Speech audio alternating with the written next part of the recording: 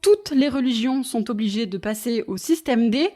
Franck Frégosi, vous êtes notre invité aujourd'hui. Bonjour. Bonjour. Vous êtes professeur de sciences politiques à Sciences Po Aix et spécialiste des religions.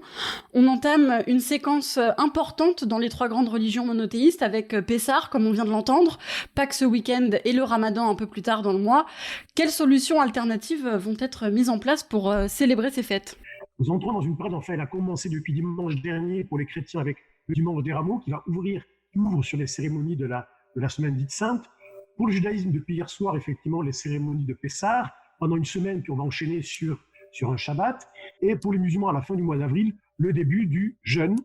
Donc, tous ces moments, cette année, coïncident avec la question, je dirais, de la pandémie et donc le confinement. Donc, il a fallu trouver des adaptations. Du côté, je dirais, Pessah, en l'occurrence, ça a été rappelé par toutes les autorités religieuses, tant en France qu'à l'étranger. Il faut que les Juifs restent chez eux, donc ils doivent célébrer, le récit de la libération des Hébreux de l'esclavage d'Égypte dans la maison. Ça veut dire aussi qu'il faut renoncer à la pratique qui était extrêmement courante d'inviter tous ses proches, toutes les générations réunies autour de la table du Seder ne peuvent pas le faire. En tout cas, les autorités rabbiniques l'ont rappelé. L'important, c'est pas tellement le repas, c'est de réciter la Haggadah, notamment dans ces soirées, et cela peut se faire, y compris dans son intimité.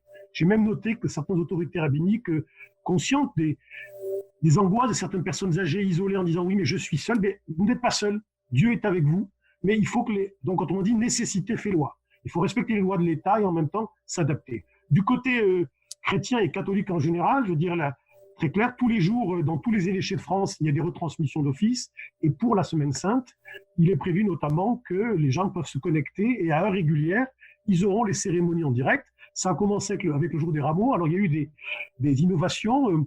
Dans l'archevêché d'Aix, par exemple, l'archevêque est monté en haut du clocher de la cathédrale et il a béni la ville. Donc, symboliquement, il a béni tous ceux qui avaient des rameaux avec eux. Dans d'autres situations, la plupart du temps, la connexion directement à France 2 le dimanche, vous assistez à un office. Alors, ce qui est amusant, c'est de voir comment des gens bricolent ces moments, créent des moments d'intimité religieuse. Par exemple, lors de la messe qui est retransmise à la télévision, certains vont décorer la télévision d'une icône, des bougies, histoire quelque part, de prolonger chez eux, comme s'ils étaient dans une église. Pour le Ramadan, il va effectivement commencer à la fin du mois. Là, à ce jour, les responsables du culte n'ont pas envisagé de déroger au jeûne en disant il estime qu'il n'y a pas encore de raison de pouvoir imaginer que le jeûne puisse être reporté. Par contre, il rappelle effectivement qu'il n'y aura pas de veillée collective, organisée dans les familles, et surtout, il n'y aura pas ce qu'on appelle les prières de Tarawih le soir à la mosquée. Ils ont rappelé simplement que ces prières sont une tradition qui est recommandée, mais qui n'est pas obligatoire. On peut tout à fait rester chez soi, réciter le Coran en partie ou en totalité chez soi, et que cela est parfaitement, licite. On parle des fêtes, mais la religion, c'est au quotidien. Quelle difficulté est-ce que ça pose dans la vie de tous les jours, le confinement ? Il y a une difficulté, je vais dire, toute simple, c'est que notamment pour un certain nombre de gestes de la vie communautaire, certains gestes religieux doivent être vécus en collectivité. C'est la célébration du Shabbat, c'est la prière du vendredi pour les musulmans, ou la célébration du dimanche de l'Eucharistie. C'est là où se manifestent les communautés concrètement. Là, de fait, ce n'est plus possible. Puisqu'effectivement, il n'est plus possible de célébrer l'Eucharistie en communauté, pas plus que de réunir un minyan, donc 10 hommes dans le judaïsme orthodoxe, pour célébrer, pour avoir une lecture de la Torah dans la synagogue. Donc, il faut trouver des solutions. Alors, l'idée étant effectivement de rappeler que en même temps, ça oblige quelque part à repenser son propre rapport, à la foi, dans le cadre du monde chrétien, de rappeler qu'effectivement, c'est important. La communion eucharistique est un sacrement de surcroît. Pendant ce temps, les chrétiens, les catholiques en sont privés. Alors là, il y a toute l'intelligence spirituelle qui consiste à rappeler que certes, il y a la communion sacramentelle, mais il ne faut pas oublier la communion spirituelle. Donc, on peut être, au moment où se déroule l'Eucharistie, en communion les uns avec les autres. Donc, de la même manière, dans d'autres traditions spirituelles, de rappeler que, écoutez, dorénavant, votre mosquée, ça sera votre domicile. De la même manière qu'on dit que vos églises sont vos maisons. Donc, il y a toute une série mais ça impacte vraiment parce que du coup, on a le sentiment qu'on perd le lien avec le groupe. C'est-à-dire, on prie plus en commun. Néanmoins, certains vont valoir que les gens prient en même temps et qu'il faut garder absolument des liens. Alors, d'où l'existence de serveurs sur Internet ou des sites où les gens prient en même temps pour faire communauté, par-delà le fait qu'il n'y a plus forcément de lien physique direct. Petit détail aussi que j'avais observé au tout début avant le confinement, des consignes avaient été données, par exemple, notamment pour les imams, de ne plus inciter les gens à s'embrasser comme on le fait habituellement pour se donner le salam. Or, les imams avaient inventé, ils se donnaient un coup de coude. Comme ça, j'avais croisé plusieurs. Je dis, tiens, il me dit, c'est les règles que nous avons appliquées. Or, dans d'autres secteurs, on a vu des gens qui se touchaient les pieds.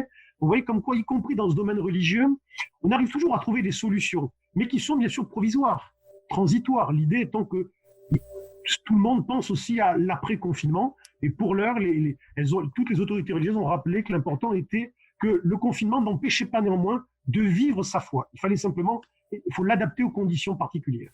Et justement, on est dans des conditions particulières, on est en crise.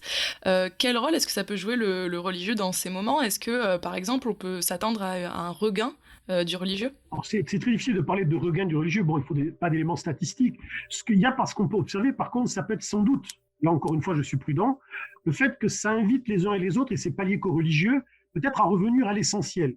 Donc on peut tout à fait imaginer dans un milieu croyant, mais de ramener peut-être les individus peut-être à prendre un peu de distance par rapport à leur activité quotidienne, et par exemple, ils sont largement incités à, je dirais, lire les textes fondamentaux, davantage faire un travail de méditation, puisqu'il n'y a pas de possibilité de le manifester par des gestes autres que se replonger dans la lecture des Écritures, et souvent, bon nombre de sites religieux font valoir que c'est le moment ou jamais finalement, puisque quelque part, une quarantaine, le carême c'est aussi 40 jours, je veux dire, bon, schématiquement, ça veut dire que peut-être ce temps, qui est un temps contraint, qui n'est pas choisi, doit permettre aux autres d'approfondir, j'allais dire, leur propre expérience spirituelle sur un mode plus individuel. Et puis il y a aussi un petit détail intéressant, c'est que pour bon nombre de croyants, c'est aussi faire l'expérience d'une solitude qui en est une sans en être une finalement, parce que finalement, régulièrement, il est rappelé que les gens sont jamais totalement seuls. Je dirais la solitude, ça n'existe pas, ou du moins rappeler que même lorsqu'ils sont réduits en comité restreint, il y a toujours une présence divine à travers eux. C'est notamment le discours qu'un certain nombre d'acteurs religieux font valoir, c'est que quand bien même on est seul, on est isolé, on n'est pas véritablement seul parce que d'autres prient pour nous, et parce qu'il y a aussi, dans les religions monothéistes du moins, l'idée que Dieu est omniprésent. J'ai même noté sur un site comment certains ont pris conseil auprès de religieux et de religieuses, vous savez, qui vivent cloîtrés, en disant mais finalement, peut-être c'est une manière pour nous, qui sommes des laïcs, qui vivons dans la société, de découvrir ou peut-être de nous inspirer de ce que vivent au quotidien quelque part les religieux, les religieuses cloîtrées, c'est-à-dire à la fois d'être seul, mais de se sentir épaulé par la prière des autres et surtout d'être capable par soi-même d'être productif, y compris dans le confinement. Donc c'est vécu pour certains comme une véritable expérience, une épreuve, mais dans un sens entre guillemets positif. J'ai même entendu un responsable religieux me dire, vous savez, c'était l'occasion jamais de redécouvrir, notamment dans le judaïsme, l'art de la table, de se mettre à nouveau cuisiner, alors qu'auparavant on sous-traitait cela à tel ou tel traiteur. Voilà, c'est juste un petit détail, mais qui témoigne aussi du fait que les religions, en dépit des apparences, parviennent à s'adapter à ces circonstances exceptionnelles. Parce que finalement, les religions sont aussi, j'allais dire, éminemment humaines par certains côtés, et donc prennent en considération le temps. Et je crois que ce qui est important à rappeler, c'est qu'avec cette idée de dire, oui, on est certes confiné, on est contraint dans nos mouvements, mais ça ne doit pas nous priver d'avoir une activité spirituelle, quelles que soient par la suite les formes qu'elle peut prendre. Une activité spirituelle avec un retour à l'essentiel, donc. Merci beaucoup, Franck Frégosi. On le rappelle, vous êtes professeur de sciences politiques à Sciences Po Ex et spécialiste des religions.